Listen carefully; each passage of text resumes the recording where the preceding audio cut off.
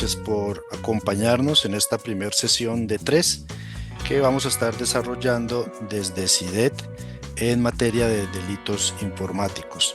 En esta primera sesión, nuestro tema va a ir muy enfocado al delito informático que tiene alto impacto o impacto importante en el patrimonio o impacto económico, como lo hemos llamado. Entonces, para ese abordaje hemos invitado a dos personas también que son asociados de CIDET. CIDET, para los que están conectados y no conocen, es la Asociación de Derecho Digital, el Centro de Investigación de Derecho Digital en Costa Rica.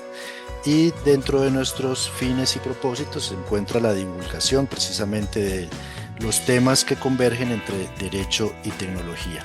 Para esta sesión, por supuesto, entonces vamos a estar, o estas tres sesiones que tendremos, estaremos conversando de delitos informáticos.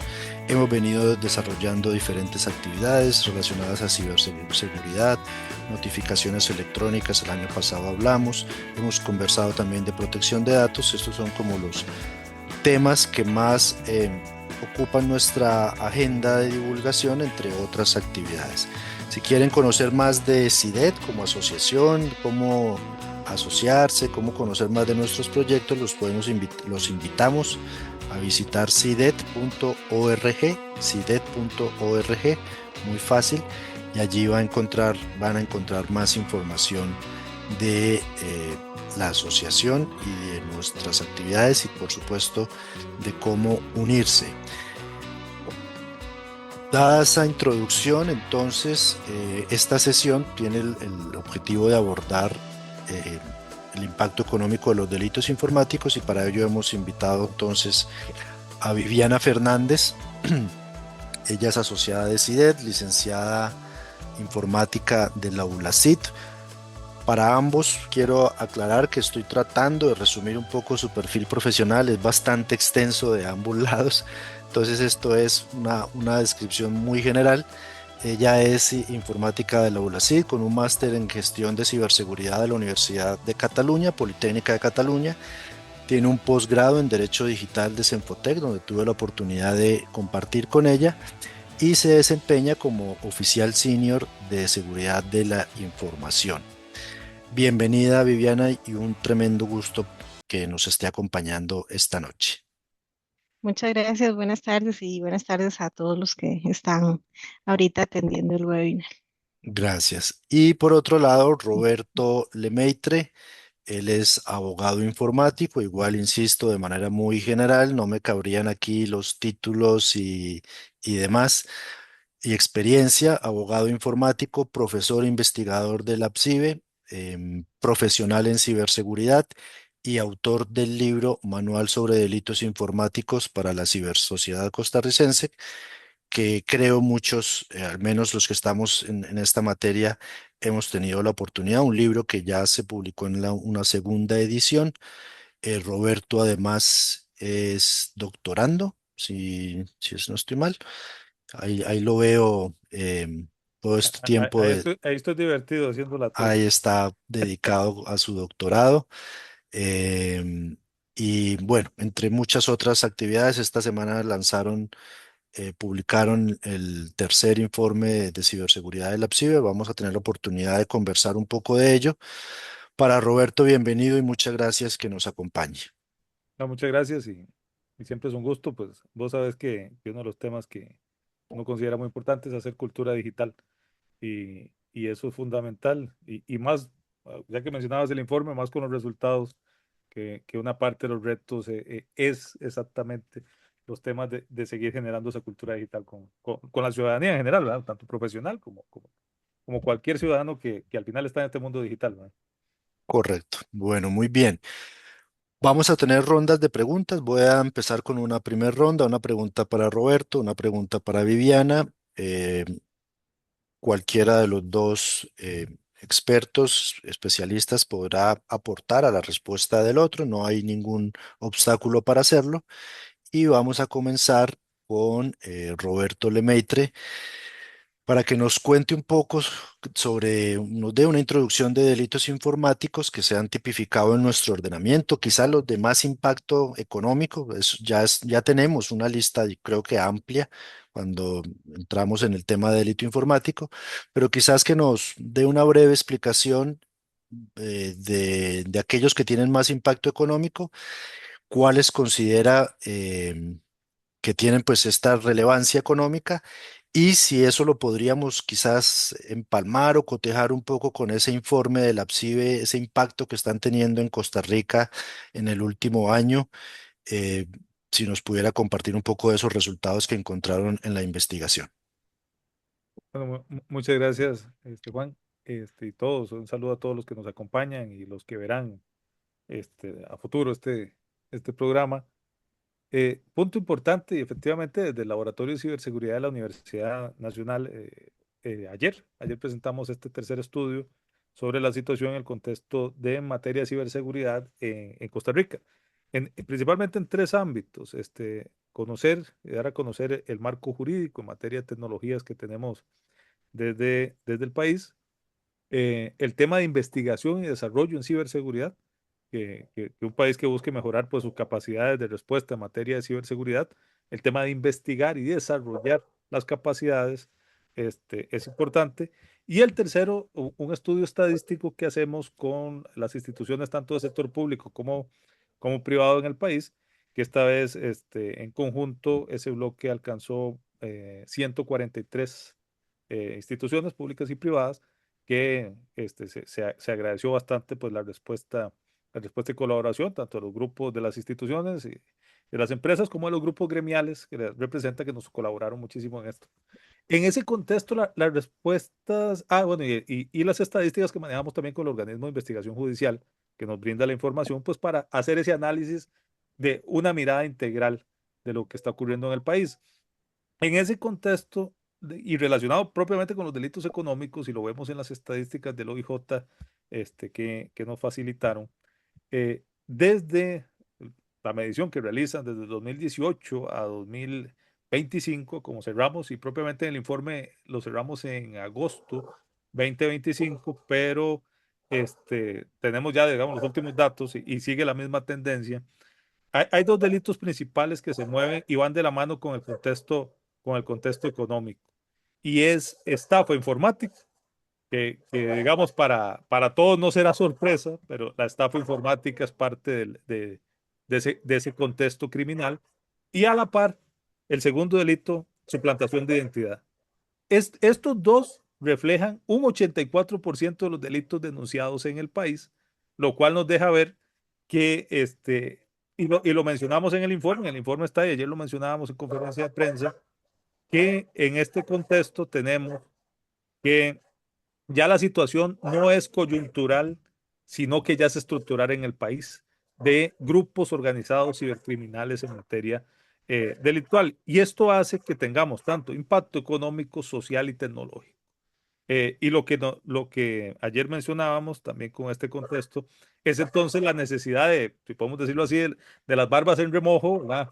De tanto del sector gobierno como de las empresas y la ciudadanía en general, de que tenemos que actuar conociendo esta realidad, en dónde están esas vulnerabilidades y esos retos de mejora.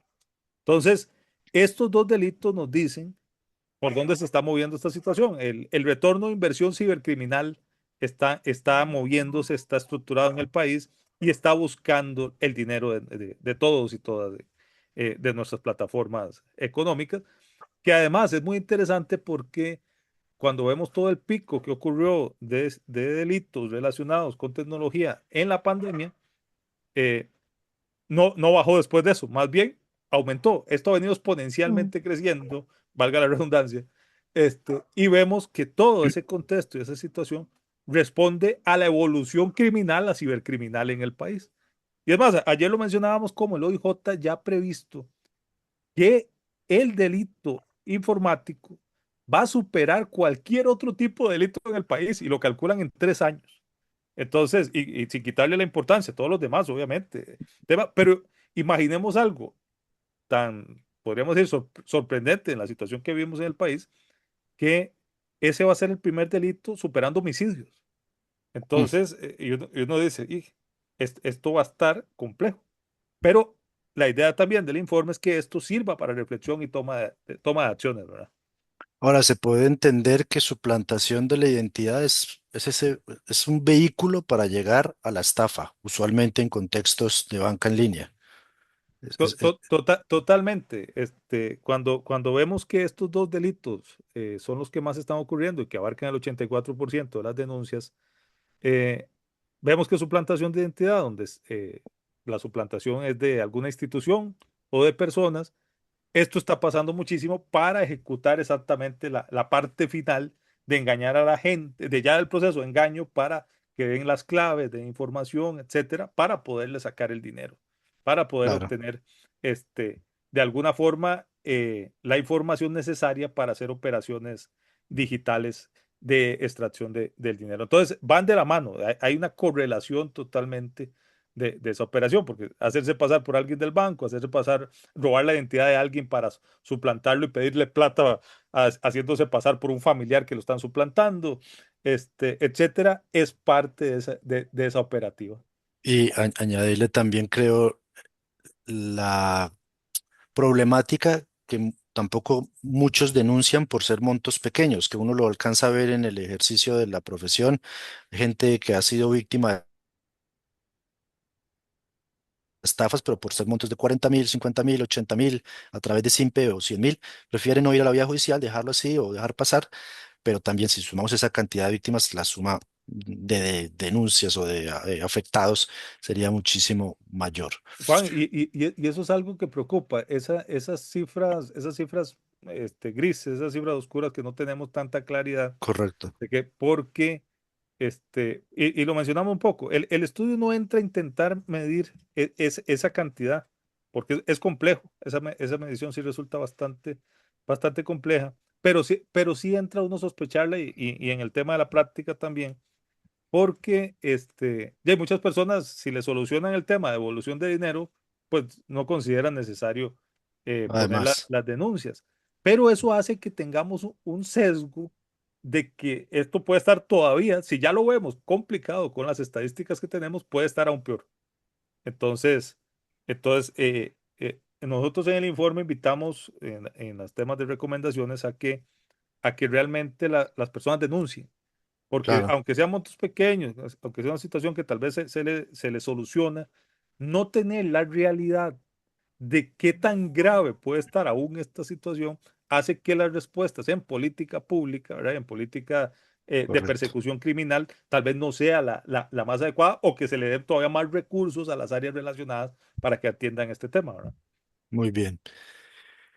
Viviana, hoy aprovechando el tiempo muerto mientras uno maneja vehículo, puse a escuchar un video del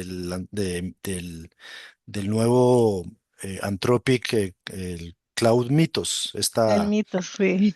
donde dicen que puede vulnerar o encontrar vulnerabilidades. Incluso decía el video, encontró vulnerabilidades que estaban hace 25 años en los sistemas informáticos y sistemas, por supuesto, los más utilizados. Y a raíz de eso, Ujú. agrupa a las empresas de desarrollo más grandes para decirles, vea, si saco esto al mercado, el software de ustedes creo que va a dejar de funcionar muy pronto. Ahora, todo esto porque quisiera preguntarle, obviamente, todo ese aumento de delitos, todas estas incidencias y estos riesgos que estamos viendo con el desarrollo de la inteligencia artificial, pues incrementan los riesgos, incrementa esas medidas que hay que tomar a nivel organizacional. ¿Qué impacto precisamente está teniendo y cómo se está empleando la inteligencia artificial eh, para la ejecución de delitos o la planeación y ejecución de delitos informáticos? Sí, bueno, en ese sentido hay un concepto que es un poco ambivalente, si se quiere, y que se habla de la democratización de la disponibilidad de herramientas, ¿verdad? Haciendo referencia a que antes pues podíamos decir que teníamos una serie de actores muy poderosos a nivel, llamémoslo, del lado de los perpetradores de delitos, con una alta capacidad económica para poder invertir en herramientas, en equipos sofisticados y demás para hacer ataques. Sin embargo, hoy en día, con la proliferación del cibercrimen como servicio, ¿verdad? Que es algo que es una realidad ya, ¿verdad? Hay empresas utilizando plataformas y herramientas como las de inteligencia artificial que hablan de que, por ejemplo, si antes una plataforma de ataque costaba decenas de miles de dólares, ahora usted las puede rentar por $500 al mes. Un full pack de herramientas para realizar ataques. Entonces, esto ¿a qué ha venido? A que la inteligencia artificial no solamente ha hecho mucho más disponible las herramientas y las facilidades para cometer crímenes, sino que además ha sofisticado la forma, ¿verdad?, en la que se perpetran. Y lo que usted contaba ahora sobre las empresas de desarrollo va muy de la mano con un ataque que se llama ataque a la cadena de suministros, ¿verdad? Y esto es la utilización de repositorios o de proveedores de servicio que se tiene conocimiento, que le dan servicio a empresas, digamos, bastante conocidas, donde sabemos que tienen información que es objetivo. eh, Interesante para estos atacantes, llámese información financiera, información personal, y atacan ese tercero que le da servicio a estas organizaciones. Pueden hacer despliegue de nuevos desarrollos por medio de lo que serían los pipelines de deployment. Pueden inyectar código malicioso a través de esos despliegues de software. Incluso pues pueden incorporar código como eh, virus o como puede ser también ransomware, ¿verdad?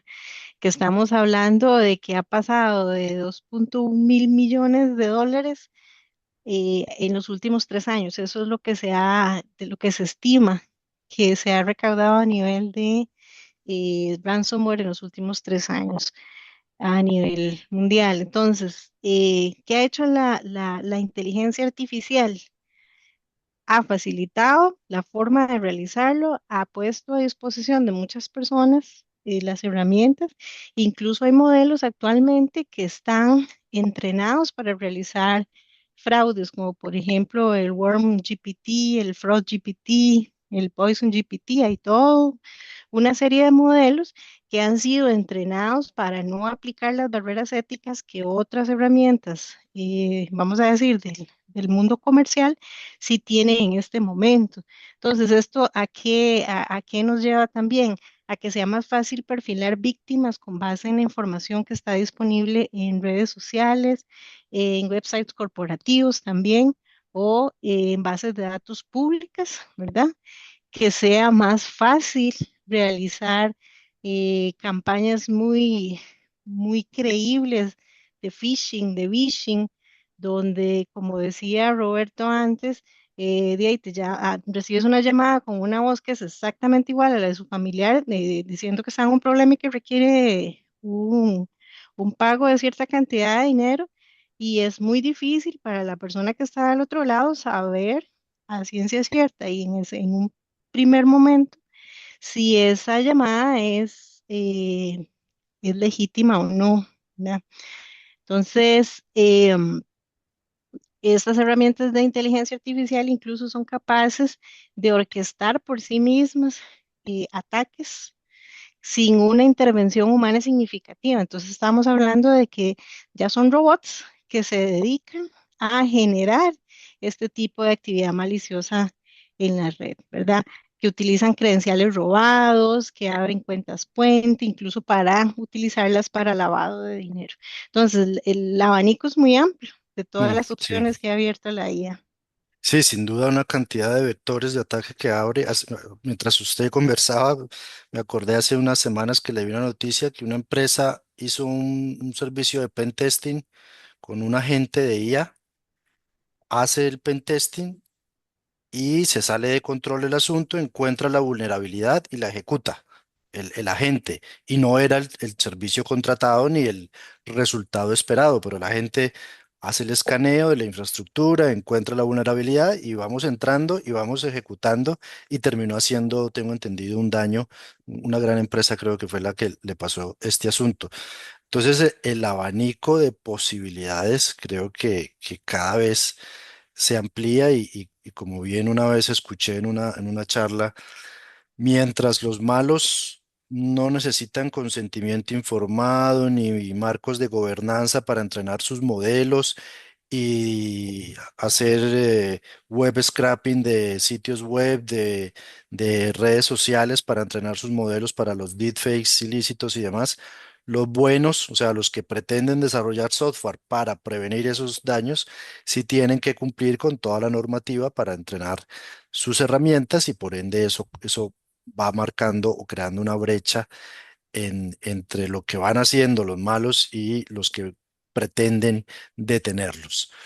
Tal vez, Sí, Juan, si me permitís ahí claro, algunos temas interesantes, porque en el informe de la CIBE hemos ingresado los temas de consultas de inteligencia artificial, de cómo han venido trabajando a nivel país.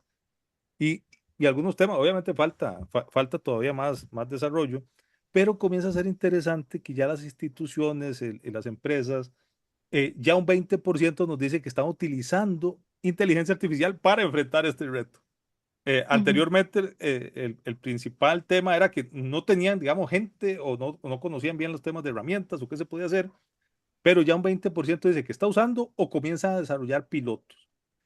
Y los que están usándola dice que el 64% le han visto un valor efectivo a estar enfrentando este reto. Pero todavía falta temas, porque por ejemplo, solo el 7% de esta encuesta nos dice que a nivel país tiene equipos capacitados para atender los temas de inteligencia artificial. Entonces, todavía no tenemos todas esas capacidades. Entonces, este, y los usos que le están dando desde detección de amenazas, monitoreo de eventos, análisis de comportamiento y gestión de vulnerabilidades, porque ante la velocidad de esta atención que puede ocurrir, de este tipo de ataques, pues la única respuesta posible es que también usemos las herramientas de inteligencia artificial pues para responder a este tema. Y por ahí veo una consulta que hacían nada más por ahí, el de los 117 bits, para ahí tenerlo correcto. presente, pero Permítame, este, la leo sí, sí, si quiere. esa ahí la podemos ver porque ahí es los temas que hay que explicar, los procedimientos penales, porque el delito no tiene que tener todas las modalidades o tendríamos Exacto. delitos infinitos de descripciones por título uno, título 2, tomo uno, tomo 2, porque si no, no terminaría. Es por acciones finales que se manejan este tipo. Ok, voy a leerla. Un participante pregunta si en el artículo 217 bis del Código Penal no contempla la modalidad de estafa informática ejecutada mediante engaño, es decir, como phishing o bitching. En la práctica, se pregunta al participante si esto ha afectado la persecución del delito y también pregunta si los jueces consideran esas prácticas como actos preparatorios o lo encuadran en el artículo 216 del Código Penal de la estafa común. ¿No?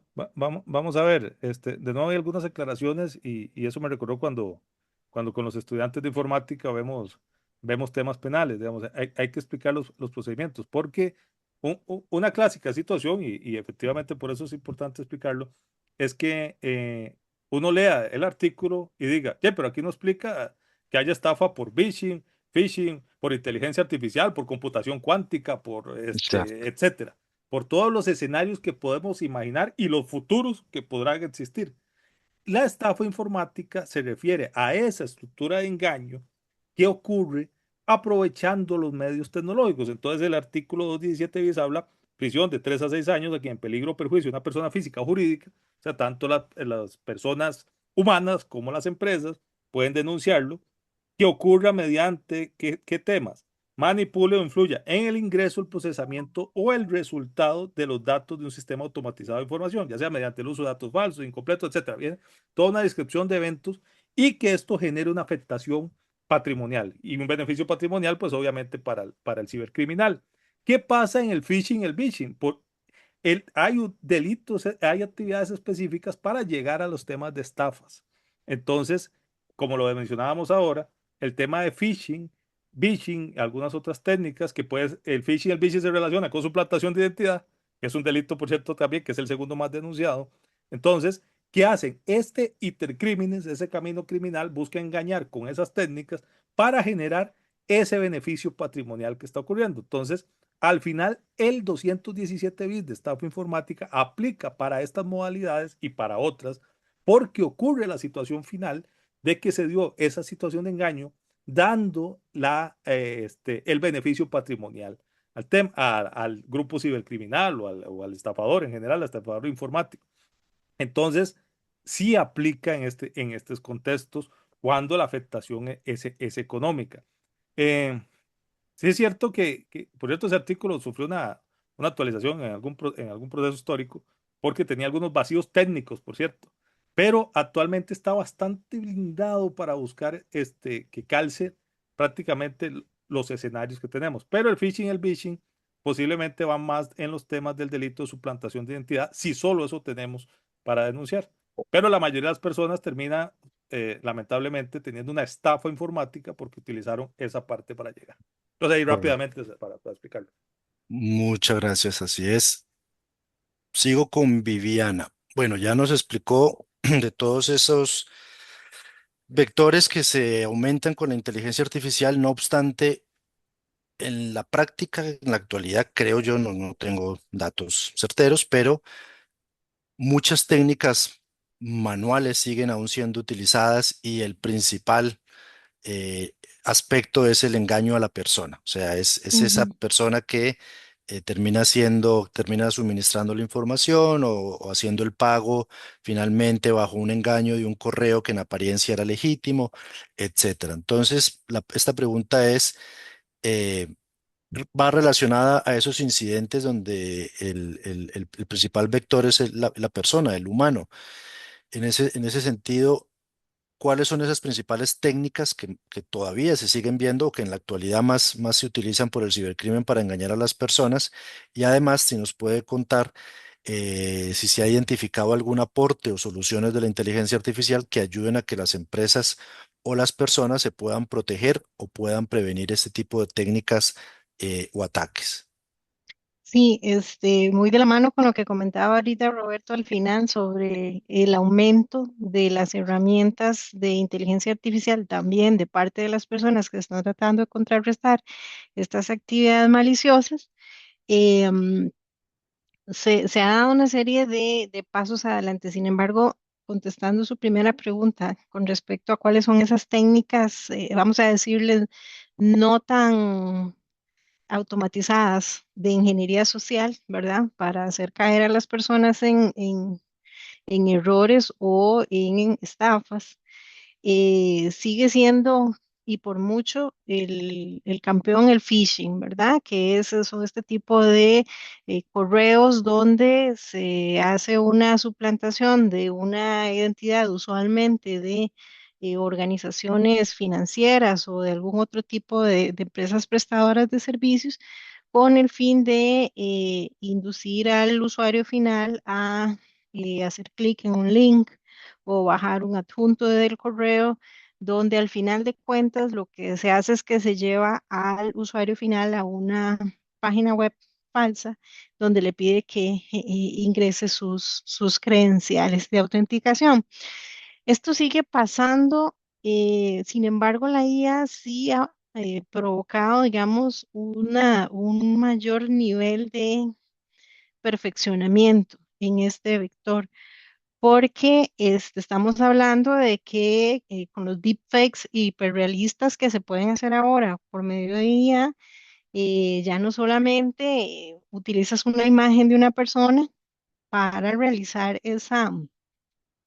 esa suplantación de identidad, o que parezca que esa persona está hablando, sino que ahora las herramientas de IA permiten el poder duplicar gestos de las personas que son propios de esa persona, ¿verdad?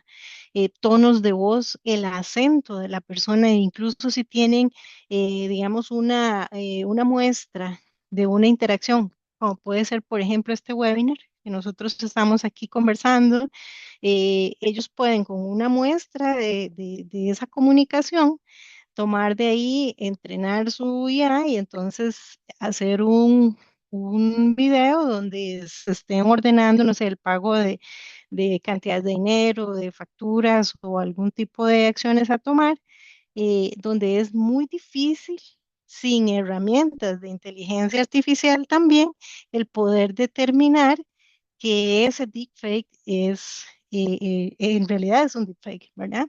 Entonces, ahí vemos cómo las mismas herramientas, por un lado, ayudan a los malos y también por otro lado tienen que ser utilizadas por parte de quienes defienden las organizaciones para poder contrarrestar su propio poder, ¿verdad? Porque ya ahí estamos hablando de condiciones en las cuales, a ojo de buen cubero, como hacíamos usualmente en Costa Rica, va a ser muy difícil de poder identificarlas. Em, en cuanto a temas de defensa, bueno, la detección conductual de usuarios, estas herramientas de inteligencia artificial también pueden hacer análisis de el comportamiento de los usuarios, y determinar, por ejemplo, que si un usuario generalmente, no sé, eh, transita cierta cantidad de bits por la red, utiliza ciertos recursos dentro de la red y de un momento a otro tiene un pico en la cantidad de información que está bajando, que está subiendo, o el tipo de información que está utilizando. Al existir estos agentes dentro de la misma defensa de la organización, puede ser que automáticamente eh, lo bloqueen, ¿verdad? De forma preventiva. Ahora, esto tiene una implicación a nivel operativo, sí, porque puede ser que el movimiento pueda ser legítimo. Sin embargo, es un tema de sopesar riesgos y controles, ¿verdad? El costo de que puede tener el de tener una operación que es real contra el riesgo de que efectivamente alguien esté atacando, incluso desde dentro de la misma organización. También hay otro tipo de herramientas que utilizan IA, como son los filtros anti-deepfake que se utilizan en browsers o en llamadas, en videoconferencias como estas, ¿verdad? Que analizan la iluminación, el patrón de voz, cómo actúa la persona, como para poder determinar si lo que yo estoy viendo y que parece una persona dándome una orden realmente es una persona o es contenido sintético que está tratando de suplantar la identidad de esa persona. Estás en mute, Juan. Muchas gracias, Viviana. Ya los reclutadores de diferentes empresas los están capacitando para con fáciles técnicas poderle preguntar a quien está aplicando, a quien está dando la entrevista, cuando tienen sospechas que se está usando inteligencia artificial para un deepfake, le solicitan poner los tres dedos enfrente de la cara y esto rompe completamente, no sé, no es algo técnico que refleja la IA y reflejaría el rostro real de la persona. Entonces, ahí nos vamos ingeniando cosas para mitigar Hay, todos estos riesgos. hay uno que me dio mucha gracia porque como se infiltra en materia de geopolítica, especialistas en temas informáticos de Corea del Norte, en temas de Estados Unidos, el otro día veía un video donde el reclutador le dice, bueno, todo muy bien, pero ahora diga que usted considera que Kim Jong es un cerdo, no sé qué más, y se queda el que está así, y dice, no entiendo qué es lo que me pide, le dice, que diga esto, y se quedó frío y cortó la llamada. Solo Ah, le faltaba se decir eso para, delató. para ser contratado y no, Sí, no sí, pasó. Como no decís, pasó. la creatividad humana pues busca cómo, Sí, cómo hacerlo. ¿Va? eso sin duda. Y Viviana mencionó lo de la IA utilizada en sistemas conductuales, de biometría conductual. Ahorita vamos a tocar un poco ese tema a propósito de la reforma a la ley 7472 y estos parámetros conductuales que ahora el legislador quiere bueno, desde el acuerdo 1007 del año pasado, el regulador ya le estaba solicitando a las entidades financieras ponerlo en marcha. Bien, vamos con la tercera pregunta para ambos. Primero para Roberto. En cuanto al espionaje informático, un delito que considero yo está afectando de manera importante a las empresas, no solo por su incremento en la ocurrencia, y lo digo desde la práctica legal, la práctica profesional, que veo que se dan cierta cantidad de consultas en este tema. Entonces, el espionaje para Roberto, el espionaje informático es un delito que está creciendo. ¿Cómo pueden las empresas, a través de medidas organizacionales, prevenir la ocurrencia de este tipo de delitos? Ok, tal vez ahí primero iniciar que tenemos en nuestro Código Penal dos figuras relacionadas con espionaje. Y efectivamente hay un espionaje que se relaciona con el robo de secretos de Estado. Y ese es el espionaje. Así, la figura espionaje. Y después está, como menciona Juan, el espionaje informático, que refiere, y lo digo aquí literalmente, prisión de 3 a 6 años al que sin autorización del titular o responsable y valiéndose de cualquier manipulación informática o tecnológica, y vienen los verbos que vienen las acciones, se apodere, transmita, copie, modifique, destruye, utilice, bloquee o recicle información de valor para el tráfico económico de la industria y el comercio. ¿Qué quiere decir esto entonces? Es información que para la empresa es un activo valioso en temas que le producirían la pérdida de esta información, impacto económico en su giro comercial. Y esto se relaciona entonces que le busca, por ejemplo, puede ser grupos organizados que la competencia busca robarles esa información, pues para ver cómo es que hacen las cosas o qué es lo que está haciendo, o cuál es su fórmula con respecto a sus productos y demás. Este delito, porque acordemos que cuando ocurre una denuncia de este tipo es porque ya hay una posible afectación y en este caso empresas que se ven afectadas, valga la redundancia, por esta situación que se presentó. Entonces estamos hablando de que esto se convierte en operativa para buscar prevenir que esto no ocurra. Y aquí tenemos varios escenarios donde esto puede, donde tenemos que pensar cómo protegernos. Y ahí está el tema de Pe- gobernanza. Perdón, voy a poner un ejemplo Dale, corto y dale. concreto para que se comprenda el espionaje informático. El empleado que tiene acceso, como dijo Roberto, a información de valor para el comercio industrial, Ujú. y se lo reenvía a su correo personal para darle otros usos, porque se va a pasar a trabajar donde la competencia y dice: esta información de proveedores o de clientes me sirve porque voy a ir a ocupar el mismo cargo en la otra empresa, entonces me la reenvío a mi correo electrónico. Eso es un Así es. espionaje informático. Exactamente, ese digamos es el más clásico.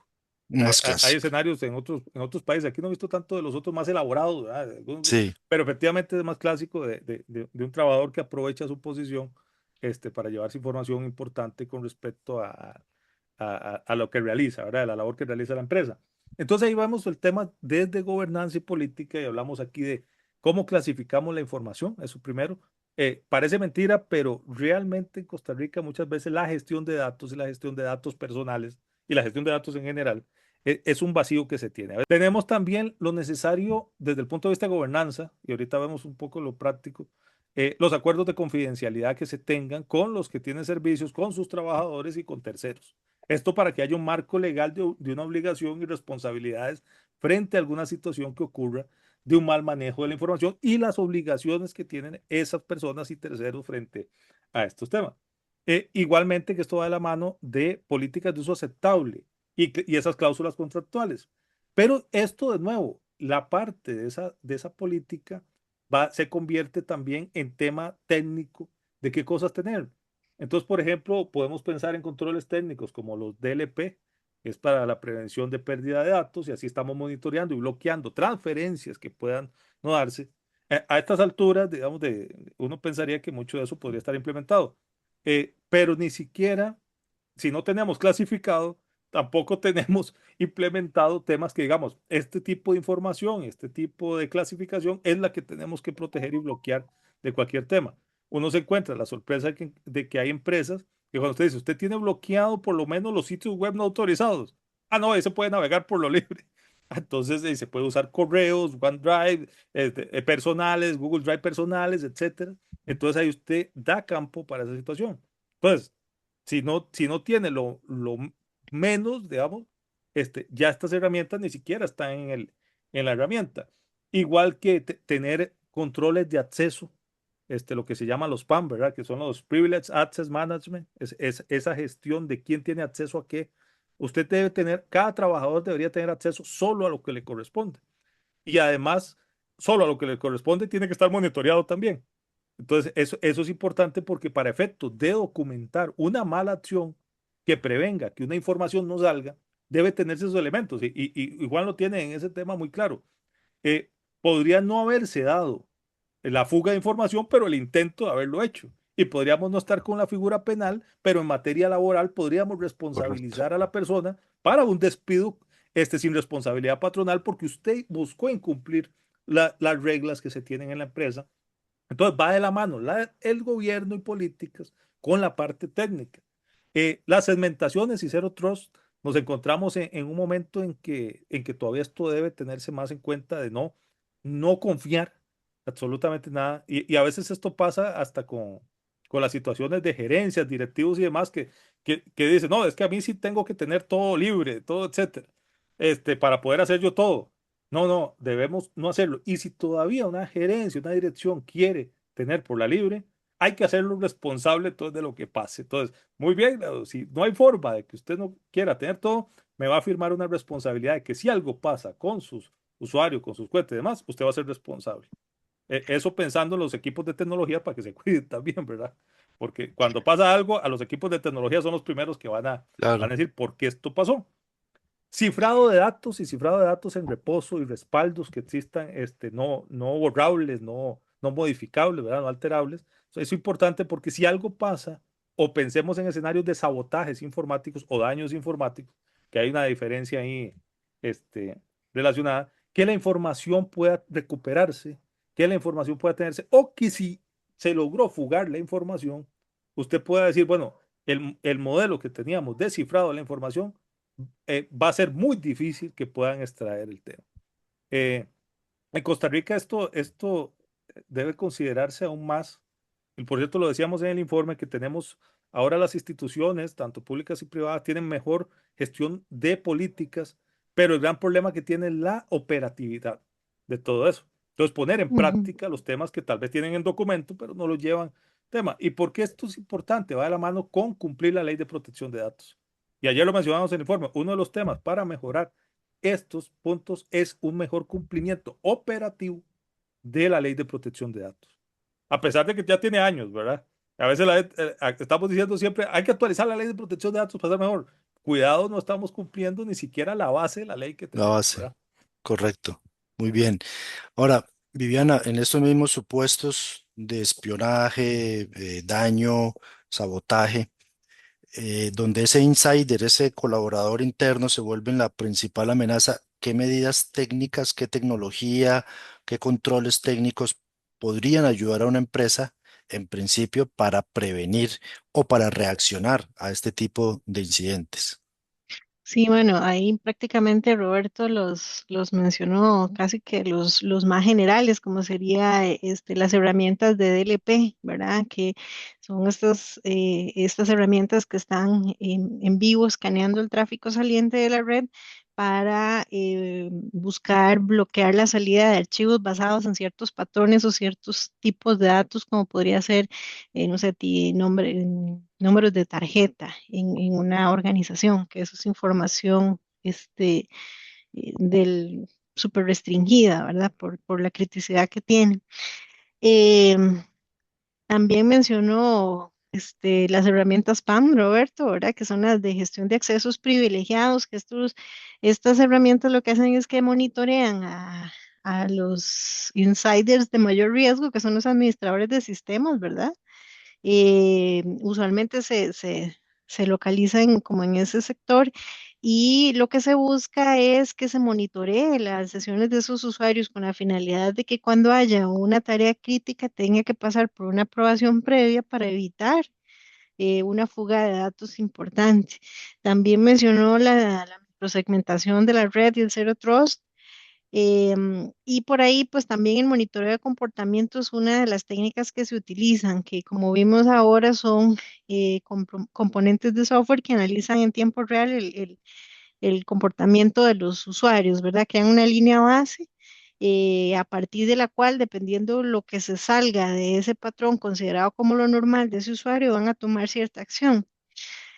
Sin embargo, yo en esto, vamos a ver, los controles técnicos son controles generalmente detectivos y en algunas oportunidades son controles preventivos. Pero ¿qué pasa cuando ya, de ahí sí, yo me di cuenta que sí sacaron información, que sí, como decía Roberto, no estaba clasificada adecuadamente la información, entonces el TLP no sabía que tal tipo de archivos son archivos críticos que no tienen que salir de la empresa. Ya Ujú. salió la información.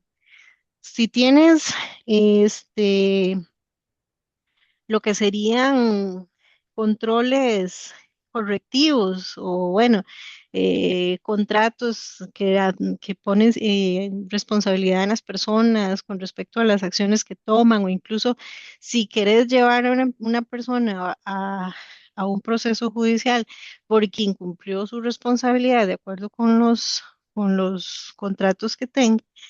Ahí el tema es que sí, estamos ejecutando lo que corresponde de acuerdo con el procedimiento, pero la información igual ya salió y ya se perdió, ¿verdad? Entonces, hasta cierto punto, todos estos tipos de controles debería de dársele mucho mayor énfasis a la parte preventiva que a la parte correctiva, porque yo lo que he visto en organizaciones es que sí, la gente llega y firma un NDA como firmar, no sé, la boleta de vacaciones que se va a ir la próxima semana, ¿verdad? No, realmente no, ni siquiera lo leen con cuidado y ni siquiera interiorizan a qué se están obligando, ¿verdad?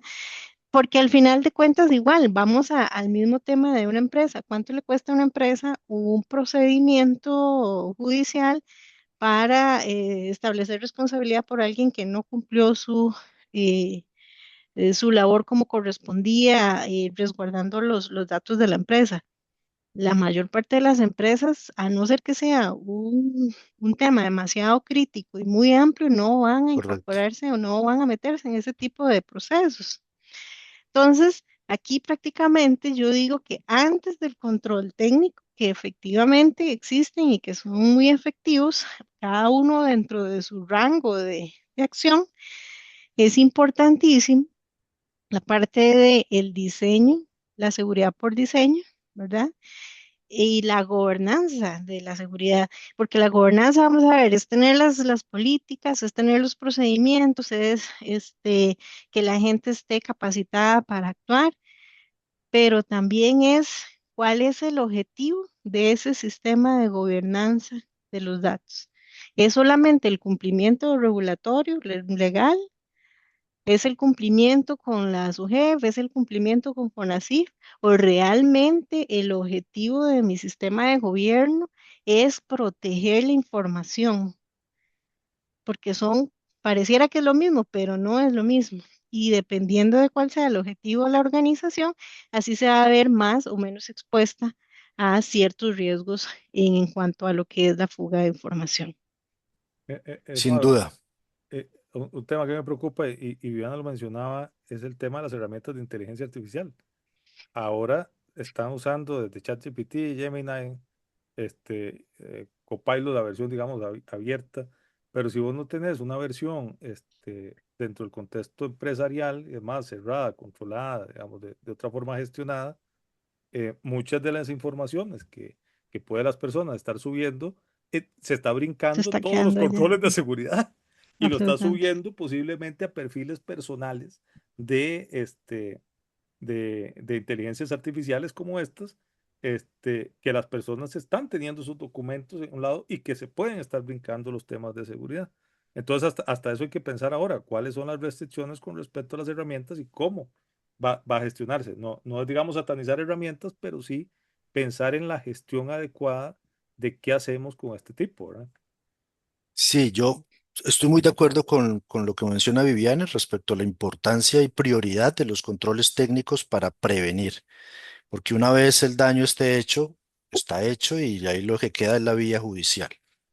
No obstante, salgo en defensa de nuestros papelitos, de nuestro trabajo, que hacemos Totalmente. políticas, protocolos y demás, porque es lamentable ver una vez el daño está hecho y cuando uno llega como abogado, asesor, consultor, a ver qué justicia se puede hacer para la empresa afectada, resulta que ni política de seguridad de la información tenían, que no se había informado al colaborador de expectativa de privacidad o no respecto a las investigaciones internas. Y hay ya amplia jurisprudencia, pueden buscar ahí doctrina Barbulescu, donde dice que si no se ha informado al colaborador cómo se va a vigilar, a fiscalizar los datos de tráfico de la organización, cómo se van a hacer las investigaciones internas de medios tecnológicos, qué expectativas de privacidad tienen. Cualquier prueba que se adquiera va a ser ilícita y hasta ahí llegó Ujú, todo. Entonces no solo pierden por el daño que realizó el insider, sino que pierden la platica del consultor legal porque no hay mucho que hacer. Correcto. Entonces, es un conjunto claro. de esta gobernanza en papel versus las medidas técnicas, teniendo en cuenta que si se materializa el daño, pues todavía hay oportunidad de gestionar algo, porque les cuento, o sea, he visto casos donde las pérdidas por espionaje informático han superado el $1.000.000. Así, o Ujú, sea, de negocios que ha perdido una empresa porque un ex empleado se les llevó todo el know-how y se lo llevó a la competencia y causó unos daños patrimoniales importantes. Ahí sí, como dice Viviana, en esos casos sí toman medidas. Ya cuando el daño es menor, pues nada, perdimos eso, pero no van a incurrir en más gastos. Bien, nos quedan unos minutos. Yo quisiera que estos últimos 10 minutos, para robarle unos 5 minutos adicionales a los asistentes para que hablemos de la reciente reforma a la ley 7472 en materia de protección al usuario financiero, que viene a imponer ciertos deberes y obligaciones ya con rango legal a las entidades supervisadas. Si bien ya había habido un acuerdo 1007 el año pasado de su jefe, que como mencionó Viviana, ya les imponía ese deber a la entidad financiera de poner en marcha medidas preventivas que, que si bien no lo menciona la norma, se están refiriendo a sistemas de biometría conductual o de comportamiento del usuario financiero en las canales digitales. Esto viene pues a traer unos requisitos bastante altos y para algunos complejos. En ese sentido, Roberto, Em, en materia de protección al usuario financiero, ¿usted considera que estos requisitos de cumplimiento técnico, refirámonos a lo técnico para no abordar todo el tema de la inversión de la carga de la prueba y demás, considera que los requisitos de cumplimiento técnico, es decir, estos sistemas de autenticación de biometría conductual, autenticación reforzada, entre otras, son suficientes para mitigar las estafas informáticas? Como usuarios financieros, ¿podríamos esperar un cambio sustancial en el número de incidentes o cómo usted ve el panorama? Híjole, bueno, voy a hablar como Roberto Lemaitre, investigador del tema, ¿verdad? Este, Correcto. eh, para ahí hacer la salvedad. Eh, creo que la situación del proyecto tiene varios bemoles. Si bien, digamos, el objetivo de mejorar las capacidades de respuesta, ya con los temas de su jefe, pues venía un tema de respuesta que debe mejorarse en los temas técnicos y efectivamente los temas de respuestas conductuales, las herramientas que siguen perfilados y herramientas con inteligencia artificial, pues es el tema donde deberíamos estar aspirando pues todos los diferentes sectores, la verdad, para tener mejores perfilados de los clientes y mejor respuesta con respecto a quién es quién. Para mí el proyecto lo que al final busca no pareciera ser que no haya menos estafas. ¿Y a qué me refiero con esto? Porque el proyecto lo que busca es que a usted le devuelvan de alguna forma más rápida el dinero. Entonces, vamos a ver, el efecto podría pensarse que va a ser que las instituciones busquen entonces mejorar sus capacidades. Pero para mí el mayor vacío que tiene es un elemento técnico legal que trae esa ley todavía no ha sido publicada, pero que ya está aprobada en segundo debate y que está para firma, que es no no establece la responsabilidad por negligencia del cliente.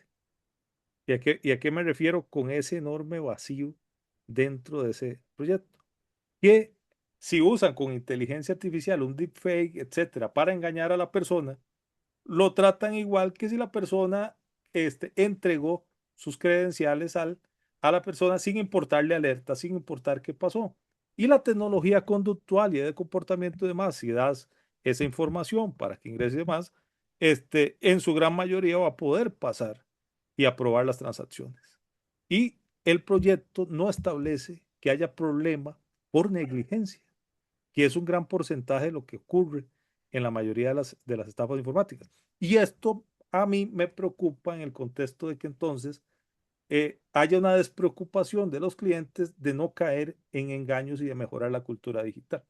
Porque entonces, Ujú. si a mí me van a devolver de cualquier forma, si me llaman y caigo en un engaño y yo digo, por sí me van a devolver la plata, porque el proyecto porque esta ley dice que no hay problema, porque los escenarios que pone es si usted es parte de un engranaje de estafa, por decirlo así, contra una entidad, o si realmente, digamos, que cayó en otra forma, etcétera. Pero la negligencia no es problema.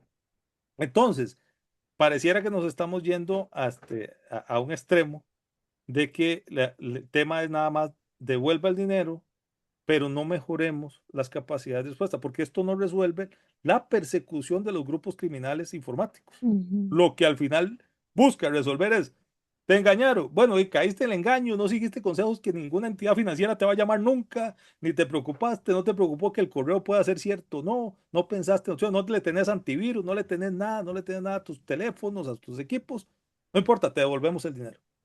Y usted dice, qué dicha, no me preocupa. Entonces, esa parte a mí me preocupa. Ya algo parecido había pasado en Chile y 4 años después tuvieron que cambiar esa ley. Con todo y algunos no cosas tan similares, pero tuvieron que después reformarla porque comenzaron a haber situaciones en que las entidades financieras no podían demostrar que había criminalidad en lo que estaban haciendo. Entonces, imagínate, Juan, en temas técnicos, Viviana, que por ejemplo ocurra un swing swapping, pero un swing swapping organizado, que entonces clones el teléfono eh, y lo hagas. ¿Y cómo demostras que aunque con la tecnología conductual al final es ese teléfono el que te haya registrado con todos los temas, el comportamiento, la identificación, pero no era?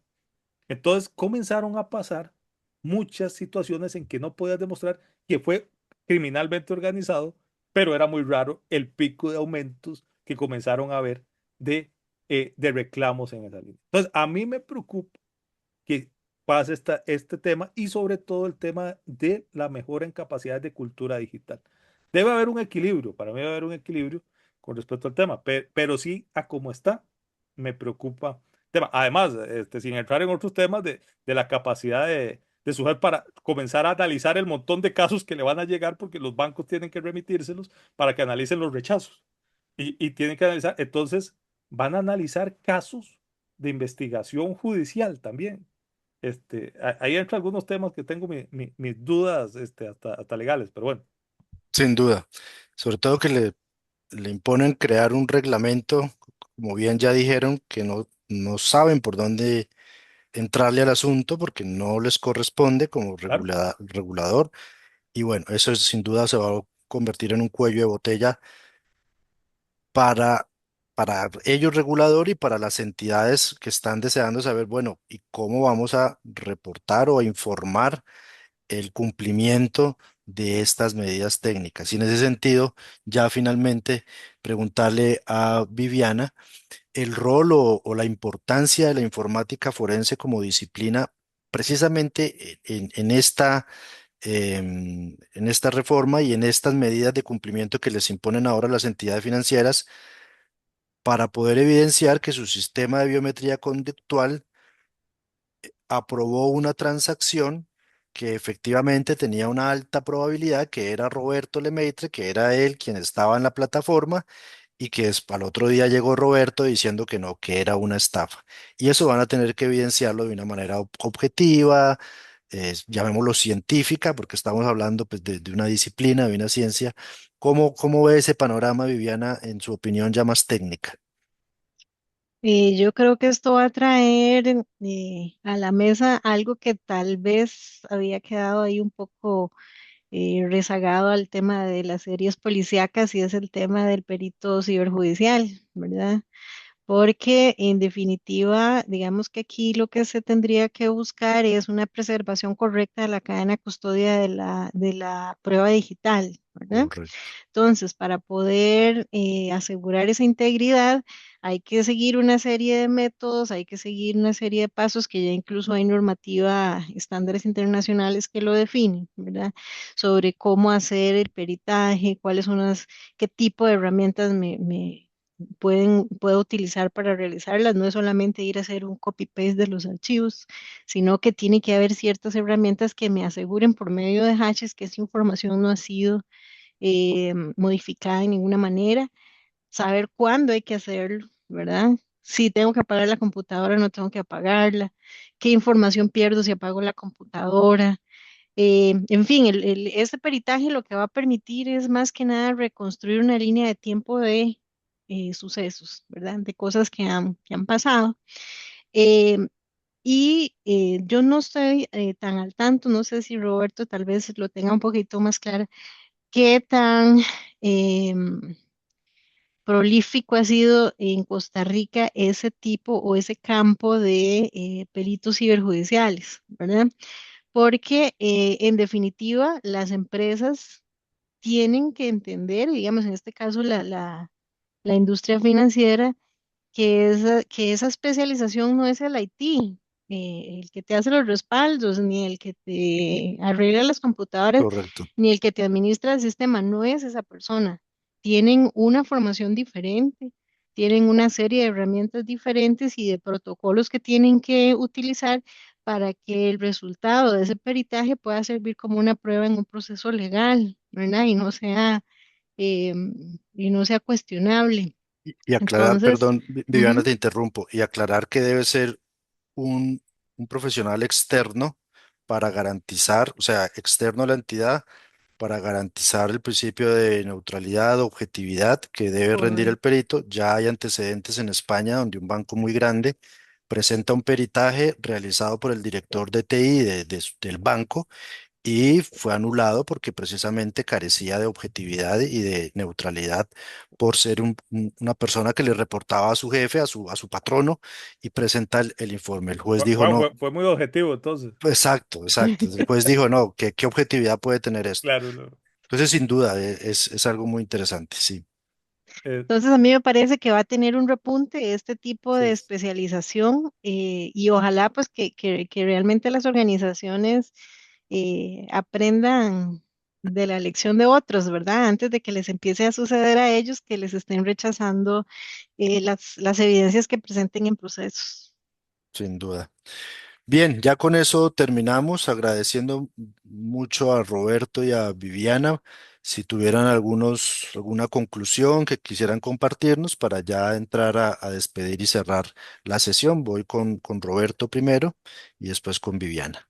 No, muchas gracias y muchas gracias por el espacio también, porque además se ata mucho lo que hemos hablado con los resultados que efectivamente mostramos el día de ayer desde forma de Laboratorio de Ciberseguridad de la APSIBE 1, que ahí pueden buscarlo en las redes sociales de la APSIBE y ver el informe a nivel de Costa Rica de cómo estamos y que muchos de los temas que tocamos se reflejan ahí. Ahí en temas de conclusiones y que calzan exactamente los temas que hemos hablado con lo que recomendamos de los resultados en el informe, va relacionado al tema de mejorar. Si tenemos políticas, si se ha mejorado en temas de políticas, reglamentaciones, que la gran mayoría de las instituciones, más del 70%, tienen ya políticas, reglamentaciones y demás, pero lo que no está es la ejecución. Entonces, la gestión de datos personales, el cumplimiento de la ley de protección de datos y demás, es lo que está faltando. Y yo creo que aquí, Juan y Viane y los que nos siguen, aquí es donde se une aún más lo jurídico y lo técnico Ujú. porque esas políticas y demás tienen que convertirse en praxis. No es un documento muerto en la gaveta de decirle, como decías, a la Contraloría, cheque, aquí está. Ah, bueno, cheque, dicha que lo tiene. Pero ahora la pregunta es, ¿cómo lo está ejecutando? ¿Qué está haciendo para cumplirlo? claro. ¿Realmente estamos preocupados en proteger la ¿Están información? enterados los ¿Eh? colaboradores que existe esa política? Exactamente. Los de informática saben que esa política, pero además otro tema que decimos, la inversión, porque esto no es Ujú. barato, No es barato, pero vale la pena porque el costo es más alto de las cosas que puedan pasarle. Entonces la sin inversión que duda. tengamos, estos informes también sirven para eso, que las áreas de tecnología digan, vean, aquí hay un informe que dice que tenemos que invertir en esto, porque si no va a haber problemas legales, responsabilidades. Entonces, y en ese contexto, lograr mejorar la capacidad de ejecución de la gestión del riesgo y la gestión de datos. Entonces, eso lo dejo como reflexión porque es parte de las conclusiones que llegamos y creo que es parte de lo que hoy también hemos concluido. Muy bien, muchas gracias. Viviana, Sí, yo acá me gustaría terminar con una frase sobre responder los incidentes de seguridad, que se dice que esto es como un ballet, ¿verdad? Entonces, el día del estreno va a salir perfecto, o digamos que razonablemente bien, solamente si lo hemos ensayado muchas veces antes. Porque, y aquí tomo la estafeta de Roberto con el tema de operacionalizar documentos y operacionalizar políticas, no hacemos nada con letra muerta. Entonces, esto hay que practicarlo y practicarlo, porque cuando vaya a suceder, lo primero que pasa es como cuando hay un temblor, a la gente se le olvida dónde está la salida de emergencia, cuál es el punto de encuentro y demás digamos que la afectación emocional del incidente en el momento. Entonces, los riesgos se van a materializar. Lo que no sabemos es cuándo, por eso hay que estar preparados para poder atenderlos en una forma apropiada. Entonces, los controles tecnológicos no son la única barrera que nos va a permitir mantener la información de la organización segura. La respuesta tecnológica es tan crítica como puede ser la parte de gobernanza, como puede ser una parte legal en un sin proceso duda, posterior. sin duda. Sí, hace poco leía un informe de un incidente y se podía notar en los cuatro primeros párrafos que no había protocolo de respuesta a incidentes. Era contacté a este, contacté al otro, hice este, me salió sí, un asunto muy informal. em, eh, y reflejaba esa falta, como dice Viviana, de preparación para ese momento crítico donde hay que dar una respuesta rápida e incluso legal, dependiendo si el sector es regulado, hay que desde ese mismo momento mantener cadena de Ujú, custodia y comenzar un proceso forense. Y hay veces eso se altera porque todos meten mano al servidor, se empiezan a conectar, a ver cómo recuperan datos, etcétera, y eso va estropeando todos esos informes posteriores que hay que entregar a los reguladores. Bueno, muy bien, muchas gracias. Creo que resultó muy provechosa esta sesión, con mucha información interesante. Espero que así haya sido la percepción de todos los asistentes. De mi parte, quedo muy satisfecho con los temas tratados y desarrollados. Sin duda, una conversación de muy alto nivel para un tema de mucha relevancia. Tarea para este fin de semana, leerse el el informe informe. del APSIB, entonces, para estar al tanto de cómo va nuestro país en la materia. Muchas gracias, Roberto, Viviana, para los que nos acompañaron. Gracias por sacar un viernes hasta ahora para atender un tema de estos. Ya quedamos para irnos a celebrar el fin de semana. Perfecto. Buenas Buenas noches a noches. todos.